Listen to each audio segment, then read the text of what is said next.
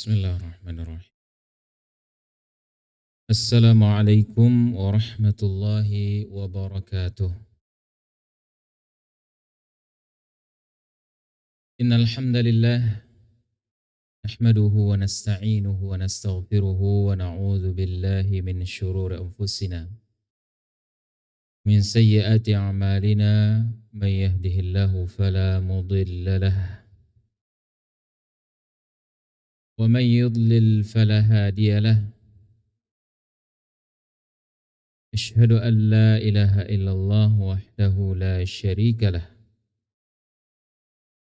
وأشهد أن محمدا عبده ورسوله الذي لا نبي بعده. رب اشرح لي صدري ويسر لي أمري واحلل عقدة من لساني يفقه قولي. اللهم يا معلم آدم علمنا ويا مفهم سليمان فهمنا.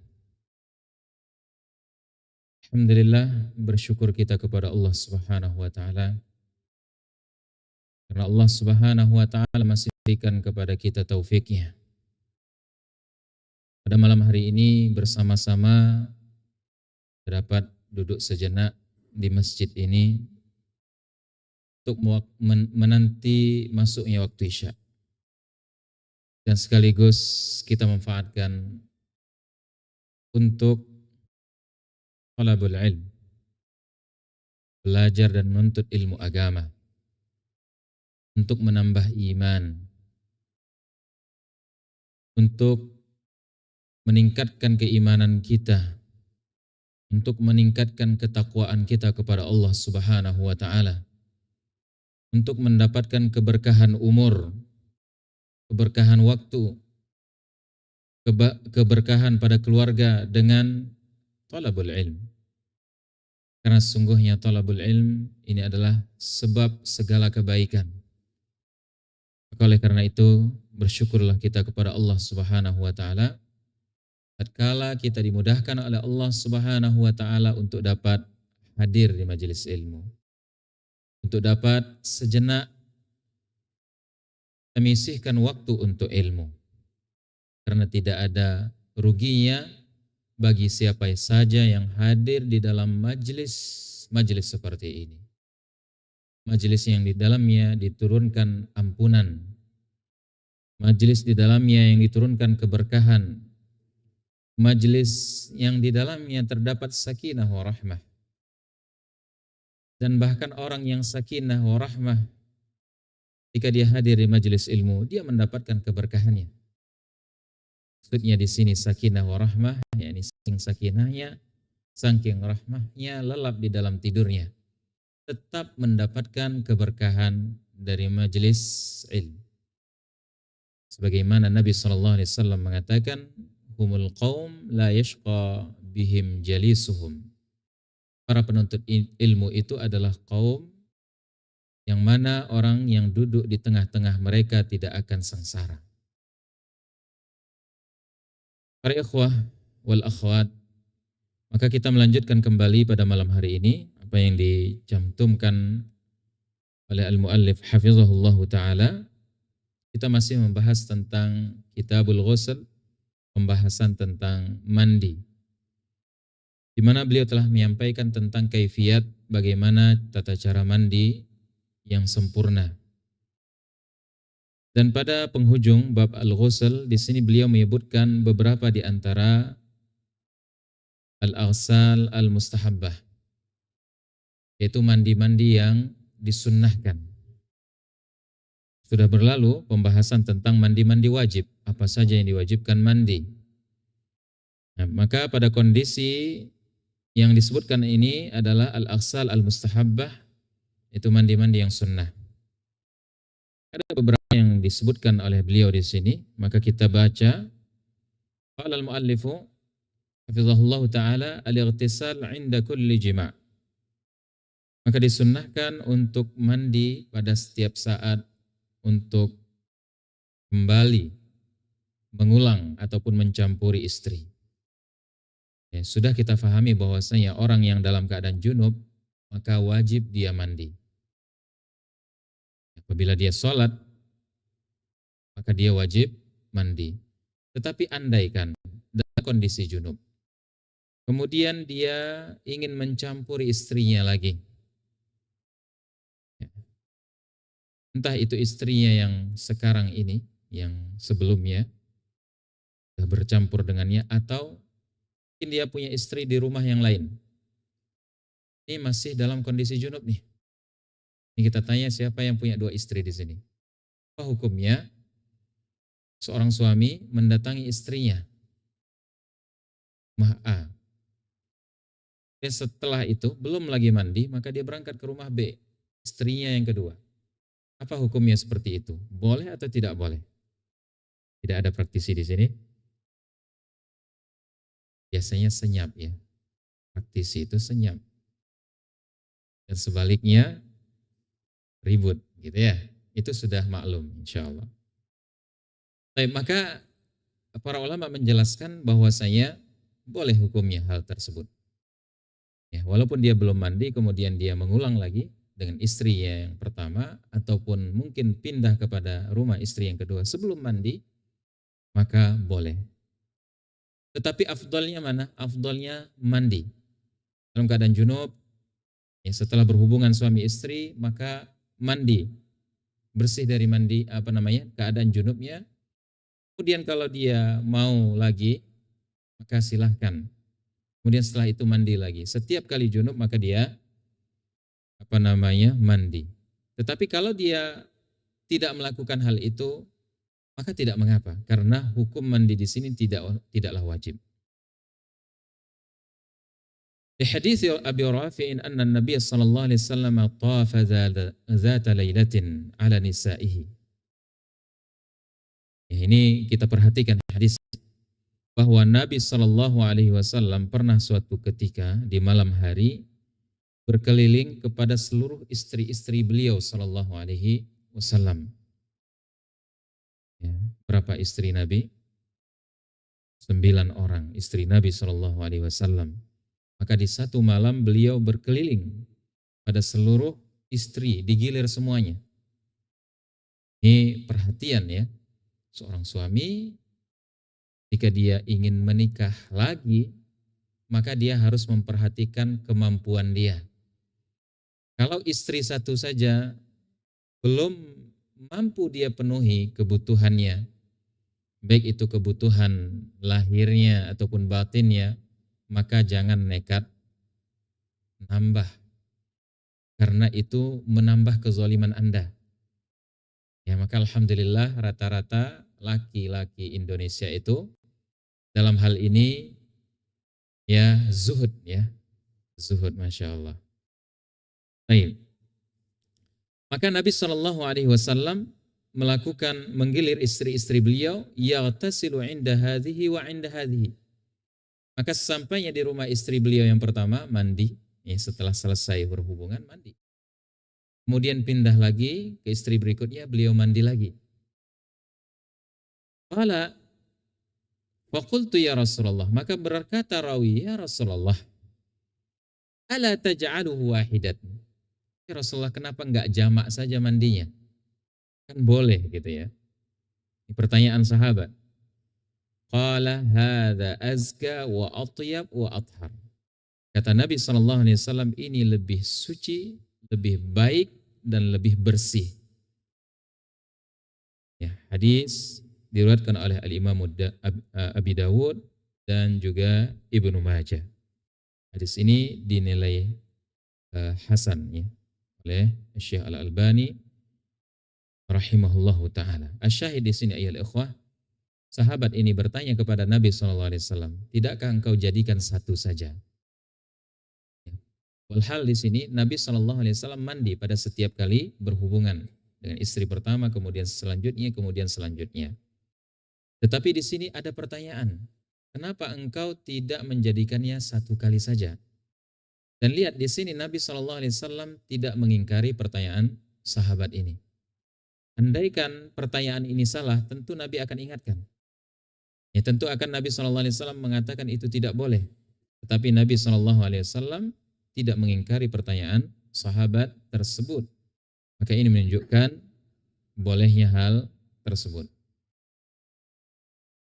Kemudian ini yang pertama ya, maka disunnahkan apabila seorang suami mendatangi istrinya, dia mengulang lagi ya beberapa kali ya, maka dia cukup dengan mandi satu kali, itu kewajiban. Tetapi kalau dia ingin untuk mandi setiap kali berhubungan, ya setelah selesai berhubungan, maka ini hukumnya adalah afdal dan sunnah. Kemudian yang kedua, ikhtisal al-mustahadah di kulli shalah. Ini harus kita pahami. Wanita yang dalam keadaan istihadah, disunnahkan baginya untuk mandi setiap kali sholat. Apa itu istihadah? Istihadah bukanlah haid. Adapun haid itu adalah fitrah bagi wanita. Sesuatu yang lumrah dan fitrah bagi wanita. Adapun mustahadah adalah darah yang keluar disebabkan penyakit. Dan terkadang tidak berhenti sepanjang hari. Sepanjang bulan, keluar terus setiap hari. Nah, ini disebut dengan istihadah. Ini disebut dengan istihadah. Maka wanita istihadah ini, bagaimana membedakan apakah itu hari-hari di mana dia adalah haid ataukah hari-hari di mana dia istihadah? Maka dijelaskan oleh para ulama bahwasanya kalau dia bisa membedakan darahnya maka mengacu kepada ya perbedaan antara darah istihadah dengan darah haid. Tapi jikalah wanita itu tidak mampu untuk membedakannya, maka dia kembali kepada kebiasaan wanita yang sekitarnya, kerabat-kerabat dekatnya yang normal, ya, mengalami fase haid yang normal, maka dia mengikut kepada kebiasaan mereka. Dikala misalnya orang tuanya atau mungkin kakaknya yang pada umumnya gitu ya, keluarga dia itu haidnya berapa hari, maka selama hari itulah dihukumi dia sebagai haid dan selebihnya dihukumi istihadah. Dikarenakan istihadah ini adalah kondisi di mana wanita dalam keadaan tahir, suci. Artinya dia tidak dilarang untuk melaksanakan salat, bahkan wajib salat, wajib puasa, ya tidak dihalangi untuk didatangi oleh suaminya. Berbeda dengan kondisi haid. Kalau kondisi haid dia tidak salat, tidak puasa, tidak boleh didatangi oleh suaminya. Maka wanita istihadah ini dalam masa dia istihadah dan darahnya tidak berhenti-henti, apa yang dia lakukan? Maka di sini yang pertama dia membersihkan darah tentunya, kemudian dia berwudu, kemudian dia pakai pembalut, kemudian dia sholat. Artinya dia bersihkan dulu pakai pembalut, kemudian sholat. Itu kewajiban. Setiap kali waktu sholat, maka dia hendaknya berwudu. Karena kondisinya tidak berhenti ini darahnya. Kalau kita katakan dia ditunggu ya bersih secara total, maka tidak memungkinkan dia untuk sholat. Maka apa solusinya? Dia bersihkan di waktu-waktu sholat, kemudian dia wudu pakai pembalut, kemudian dia wudu, kemudian dia sholat. Dan itu tidak memudaratkan darah yang keluar ketika sholat ketika itu. Karena kondisi istihadah.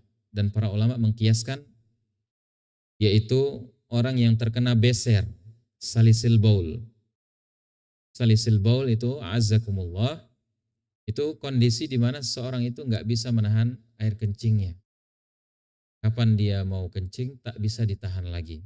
Dan itu terkadang terus-menerus seperti itu. Kalau sudah parah terus-menerus seperti itu. Maka para ulama mengatakan dikiaskan kepada keadaan wanita istihadah ini, maka laki-laki yang mengalami penyakit beser ini, maka hendaknya dia membersihkan ya, istinja ketika hendak sholat, kemudian dia pakai pembalut. Kalau memungkinkan ada pembalut, laki-laki pakai pembalut. Ya, ada laki-laki pakai pembalut.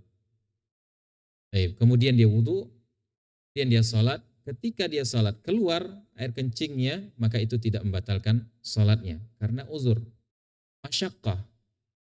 Ingat selalu kaidah al-masyaqqatu tajlibut taisir. Keadaan yang sulit akan membawakan kemudahan di dalam Islam. Nah, ini kewajiban bagi wanita mustahadah tadi adalah untuk berwudu. Nah, bagaimana dengan mandi? Mandi ini hukumnya adalah sunnah. Kapan dia mandi? Likulli shalah. Kalau memungkinkan setiap salat, ya udah setiap salat dia mandi. Au lizuhri wal asri jami'an ghusla. Atau pilihan yang kedua, dia gabung antara zuhur dengan asar, sehingga dia gabungkan salat zuhur dengan salat asar, ya, untuk satu kali mandi. Jadi untuk salat asarnya, untuk salat zuhurnya itu agak ditarik, ya, dekat-dekat waktu asar gitu ya. Untuk waktu asarnya dilakukan di awal waktu, sehingga ya jarak antara zuhur dengan asar itu tidak terlampau jauh.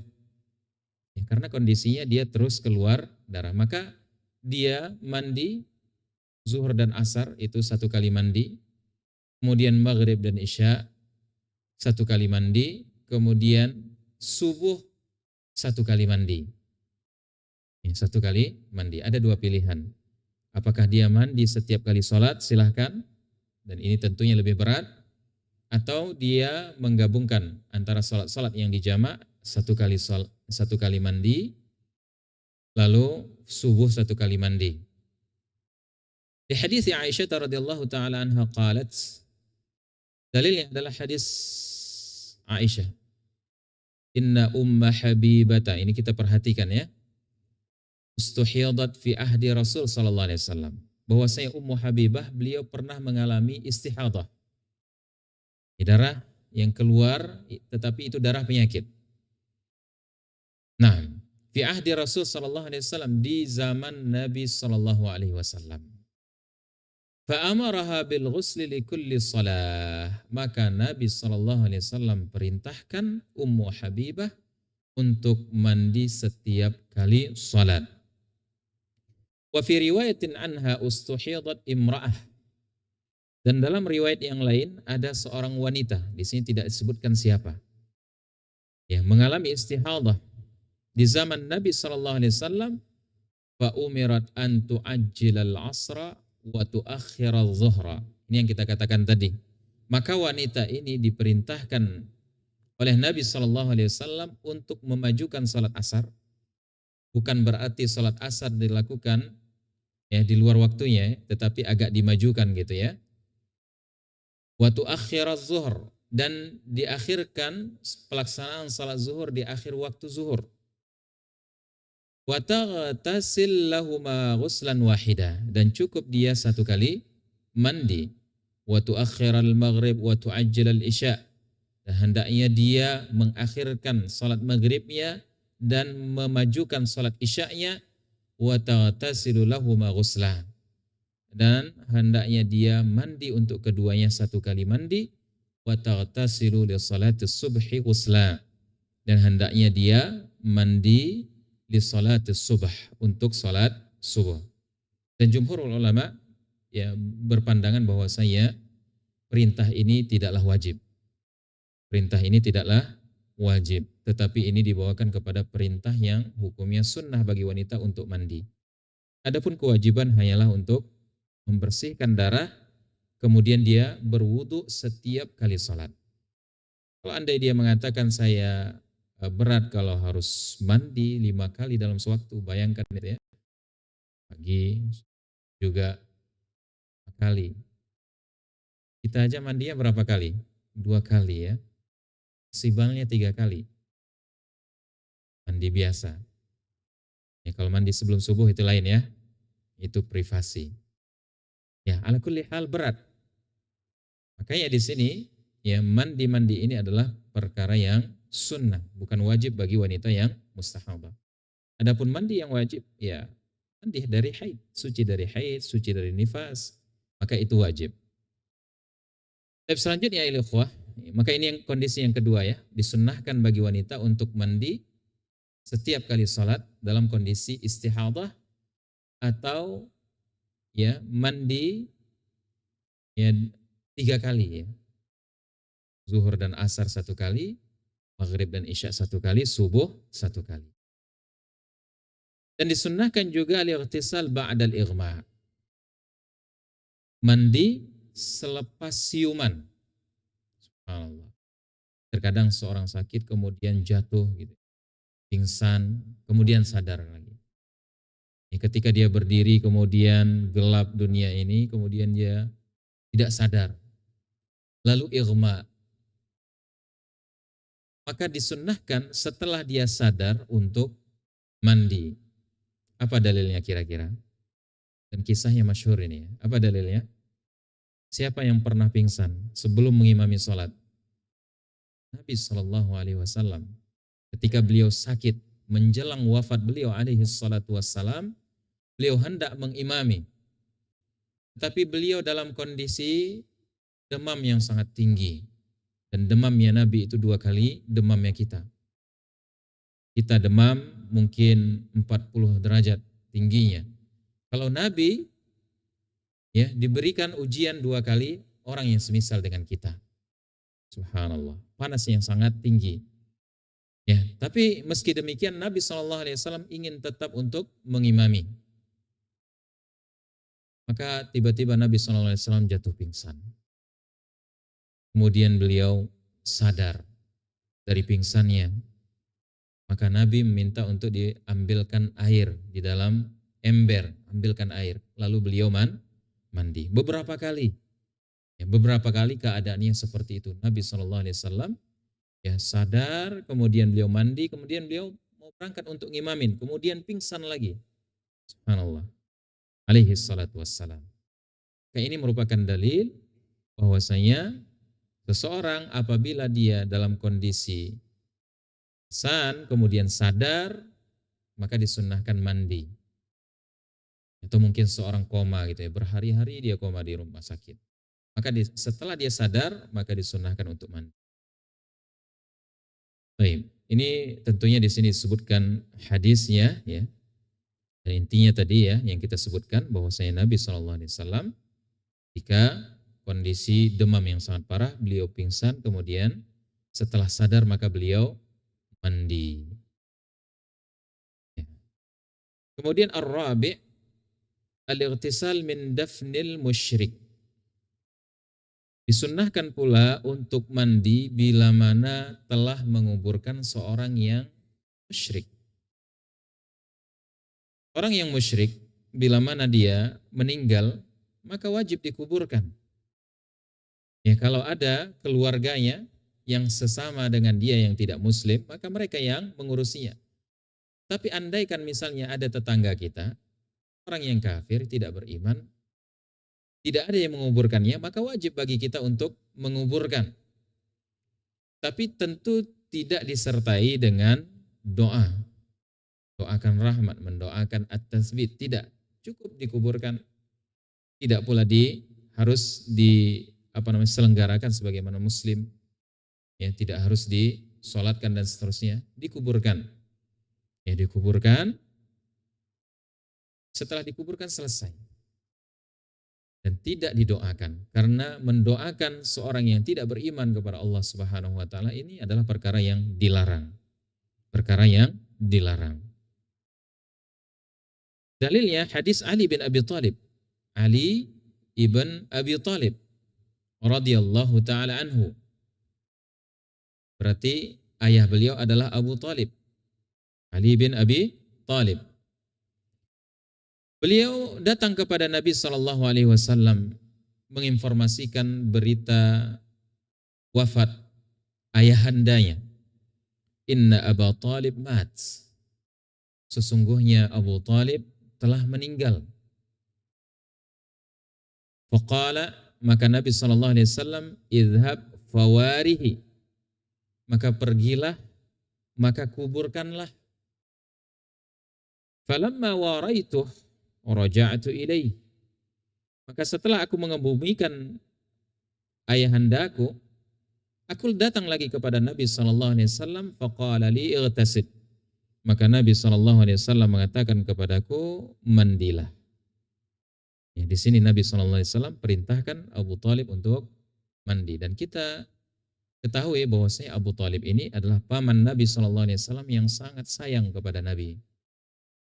Yang beliau membela Nabi di awal-awal dakwah beliau ketika di Mekah. Dan orang-orang musyrikin Mekah tidak berani untuk mengganggu Nabi ketika ada Abu Talib. Karena Abu Talib akan membela Nabi SAW. Namun hidayah milik Allah. Belum menyapa hidayah. Hatinya belum menyapa hidayah. Nabi sangat sedih tentunya. Ya, sampai-sampai Nabi SAW ketika beliau dalam keadaan dekat sakratul maut mengatakan, "Qul ya am la ilaha illallah kalimatan uhajju laka biha indallah." Katakan wahai paman, ucapkan la ilaha illallah, sebuah kalimat yang akan aku jadikan hujjah di hadapan Allah Subhanahu wa taala. Tapi dilihat di sisi kiri dan kanannya ternyata ada karib sahabat dekatnya dari pembesar-pembesar musyrik. Ya, mereka mengatakan araghibta an millati araghibta an millati abaina? Apakah engkau akan meninggalkan agama nenek moyang kita? Kayaknya kawan ya. Kawan itu enggak mau kita pisah dari dia. Ya, walaupun bagaimana kondisi kita harus bersama terus. Itu kawan yang tidak baik. Bahayanya kalau kita memiliki kawan yang tidak baik. Tapi kalau kita memiliki kawan yang baik ketika kita dalam kondisi yang kritis seperti ini, dia akan pandu kita untuk ucapkan la ilaha illallah. Dia ingin kita mengucapkan akhir kalimat kita la ilaha illallah. Tapi ini tidak, ya, karena di sisi kiri dan kanannya ada musyrik, ya, teman kerabatnya, maka akhirnya dia tidak mampu mengucapkan la ilaha illallah. Maka kata Nabi SAW, ya, la astaghfirannallaha laka ma lam unha'an. Aku benar-benar akan mohon kepada Allah ampunan untukmu wahai paman, jika Allah tidak melarangku.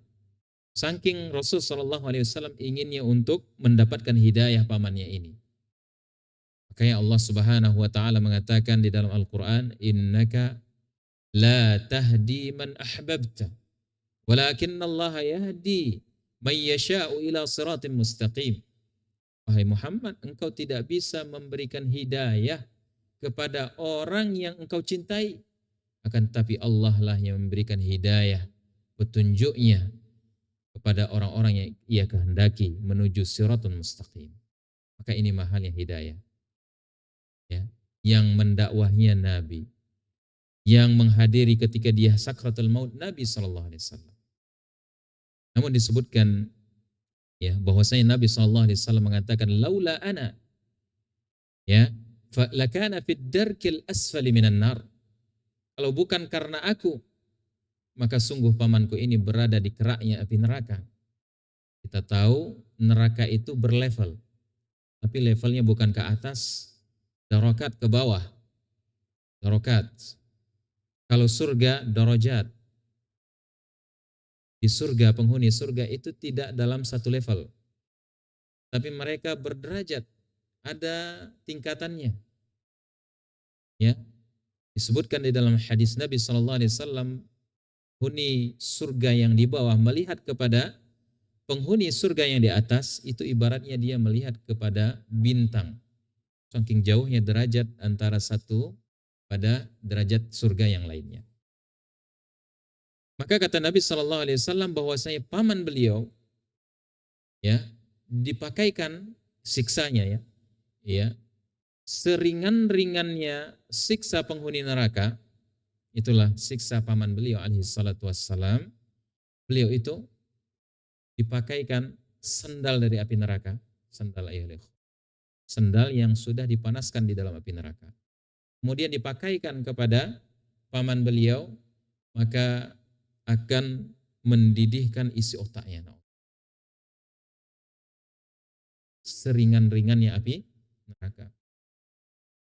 Maka jangan kita mengatakan saya nggak apa-apa mampir di neraka, toh nanti akhirnya ke surga. Seringan-ringannya aja seperti itu. Kita mengatakan nggak apa-apa. Hari ini aja panas sedikit aja kita meriang gitu ya. Seharian kena panas, malam-malam kita sudah. Kita nggak tahan. Apalagi di neraka, waliyadzubillah. Allahumma ajirna minan nar. Syahid di sini Ali bin Abi Thalib radhiyallahu taala diperintahkan Nabi sallallahu alaihi wasallam untuk mandi selepas menguburkan abi beliau alaihi radhiyallahu taala anhu ya kepada Ali bin Abi Thalib. Kemudian di antara mandi yang disunnahkan adalah al-ightisal lil idain wa yaum Arafah. Mandi di hari Id, Idul Fitri dan Idul Adha. Wa yaum Arafah, mandi di pagi hari Arafah. Hal ini diriwayatkan dari riwayat Al-Imam Baihaqi dari Al-Imam Syafi'i dari Zazan qala sa'ala rajulun 'Aliyan radhiyallahu ta'ala anil ghusl. Ada seorang yang bertanya kepada Ali bin Abi Thalib tentang mandi. Wahai Ali, kapan kita harus mandi? Kata Ali bin Abi Thalib, ightasil kulla yaum in syi'ta. Mandi, silakan kau mandi kapan saja, setiap hari kau mandi silakan. Faqala, maka penanya ini mengatakan, la, bukan itu yang saya maksud. Al-ghuslul ladzi huwal ghusl. Yang saya maksudkan itu adalah mandi yang sebenar-benarnya mandi. Maksud beliau adalah mandi yang dianjurkan. Qala yaumul jumu'ah, itu mandi di hari Jumat. Wa yaumu Arafah, mandi di hari Arafah. Wa yaumun nahar wa yaumul fitri, mandi di hari Idul Adha, kemudian mandi ketika di Idul Fitri. Ya, maka ini athar ya, namanya athar dari Ali bin Abi Thalib. Ya, athar yaitu ucapan seorang sahabat Nabi sallallahu alaihi wasallam Ali bin Abi Thalib. Kemudian as-sadis al-ghuslu min ghuslil mayyit. Dan ini sudah berlalu sebelumnya. Disunnahkan untuk mandi selepas memandikan si mayit. Orang yang langsung mengurus jenazahnya memandikannya. Adapun kalau dia tidak ikut ya memandikan, cuma menyaksikan gitu ya, maka tidak. Nabi sallallahu alaihi wasallam mengatakan man ghassala mayyitan falyaghtasil. Maka barang siapa yang memandikan mayit, maka hendaknya dia mandi. Dan dibawakan oleh para ulama perintah ini pada perintah sunnah. Kemudian selanjutnya as-sabi al-ghuslu lil ihram bil umrati awil hajj. Mandi ketika berihram dalam umrah dan haji. Apa itu ihram ya ikhwan? Ihram artinya niat. Ketika kita niat untuk melaksanakan haji, melaksanakan umrah, itu berarti kita dalam kondisi ihram. Ya, seorang yang berangkat haji, berangkat umrah, ya, memasang niat ketika dia berada di miqat tentunya. Miqat, ada batasan-batasan yang telah ditentukan oleh Nabi SAW. Maka tidaklah dia melewati batasan tersebut, lokasi tersebut, kecuali dalam keadaan sudah berihram. Tidak boleh kemudian seorang lewat dari miqat yang telah ditentukan Nabi SAW dalam kondisi dia belum lagi ihram. Haram hukumnya. Maka wajib dia kembali, ya kalau miqatnya dekat kembali, kemudian berihram dari miqat yang telah ditentukan Nabi SAW. Maka sebelum dia berihram itu, maka disunnahkan untuk mandi terlebih dahulu. Di hadis Zaid bin Thabit, annahu ra'a Nabi sallallahu alaihi wasallam tajarrada li ihlalihi wa ightasal. Bahwasanya Zaid ibn Thabit pernah menyaksikan Nabi sallallahu alaihi wasallam menanggalkan pakaiannya ketika beliau berihram dan beliau mandi. Menanggalkan pakaian maksudnya ketika seorang dalam kondisi ihram, bagi laki-laki khususnya, maka dia tidak memakai pakaian yang berjahit, melainkan rida wal izar. Dia memakai rida yang dipakai untuk selendangnya, kemudian izar yang dipakai di bawah ya untuk kain bagian bawahnya. Nah, itu bisa bayangkan ya, harus kuat-kuat diikat itu, karena di dalam nggak pakai apa-apa, sudah bahaya. Maka itu kondisi seorang ketika dia berihram, baik itu haji ataupun umrah, bagi laki-laki tidak boleh dia memakai pakaian yang berjahit sampai dia selesai daripada ihramnya. tahallul. Disitulah dia boleh memakai pakaian yang berjahit. Sebelum itu tidak dibolehkan. Yang terakhir, al-ghuslu lidukhuli Mekkah. Maka disunnahkan pula mandi ketika masuk Mekkah. Walaupun tidak untuk haji, tidak untuk umrah. Sekedar dia masuk ke lokasi Mekkah, maka dia mandi. Dalil akan hal itu hadis Abdullah bin Umar radhiyallahu taala anhuma annahu kana la yaqdum Makkah illa bata bi Dzituwa. Lihat ini. Sahabat Abdullah bin Umar tidaklah datang ke Mekkah melainkan beliau nginap di sebuah tempat yang namanya Dzituwa sampai pagi. Wa yaghtasil, kemudian beliau mandi. Tsumma yadkhul Makkah nahara. Lalu beliau masuk ke Mekkah. Kalau beliau datang ke Mekkah, kebiasaan beliau masuknya di siang hari. Wa yadhkur 'anin Nabi sallallahu alaihi wasallam annahu fa'alah. Dan Ibnu Umar mengatakan bahwasanya ini yang dilakukan Nabi sallallahu alaihi wasallam. Sahabat Abdullah bin Umar ini adalah sahabat yang dikenal beliau suka untuk mengikuti jejak-jejak Nabi sallallahu alaihi wasallam. Artinya kalau Nabi sallallahu alaihi wasallam melakukan safar, kebetulan beliau singgah di suatu tempat, maka Abdullah bin Umar kalau beliau tahu hal itu, maka beliau juga singgah. Padahal belum tentu yang dilakukan Nabi sallallahu alaihi wasallam untuk singgah ke suatu tempat itu sesuatu yang dianjurkan, tetapi faktor kebetulan ada di situ. Nah, ini termasuk ya Dzituwa. Nabi sallallahu alaihi wasallam pernah kalau masuk Mekah, beliau berada di Dzituwa, maka beliau nginap di situ. Kemudian esok harinya baru beliau masuk ke Mekah di siang harinya. Itu pula yang dilakukan oleh Abdullah bin Umar. Dan Nabi sallallahu alaihi wasallam mandi, maka itulah pula yang dilakukan oleh Abdullah bin Umar. Maka para ulama menjelaskan ya, faktor-faktor yang dilakukan, perbuatan-perbuatan yang dilakukan oleh Nabi sallallahu alaihi wasallam secara kebetulan ini. Kemudian ada riwayat dari sahabat, kalau kita meyakini bahwasanya ya yang dilakukan oleh Abdullah bin Umar ini adalah sebuah sunnah dari Nabi sallallahu alaihi wasallam, maka kita akan mendapatkan keutamaannya. Padahal Nabi sallallahu alaihi wasallam melakukan sesuatu itu belum tentu itu hukumnya sunnah, ada perinciannya. Ada yang dilakukan oleh Nabi sallallahu alaihi wasallam faktor ada. Nabi pakai jubah misalnya. Ada pula yaitu Nabi sallallahu alaihi wasallam memanjangkan rambutnya. Apakah sunnah memanjangkan rambut? Maka ini ada pembahasannya. Ya, ada pembahasannya. Intinya bahwasanya tidak semua yang dilakukan oleh Nabi sallallahu alaihi wasallam itu bisa dikatakan sebagai sunnah yang dianjurkan. Tetapi Abdullah bin Umar memiliki ciri khas, saking cintanya beliau kepada Nabi sallallahu alaihi wasallam mengikuti jejak-jejak seperti ini. Radhiyallahu taala. Demikian ya, ayyuhal ikhwah, yang dapat kita kaji pada malam hari ini. Mudah-mudahan menjadi bertambahnya ilmu bagi kita, tambahnya keberkahan bagi kita, menjadi asbab diampunkan dosa-dosa kita. Amin ya rabbal alamin. Wassallallahu ala nabiyyina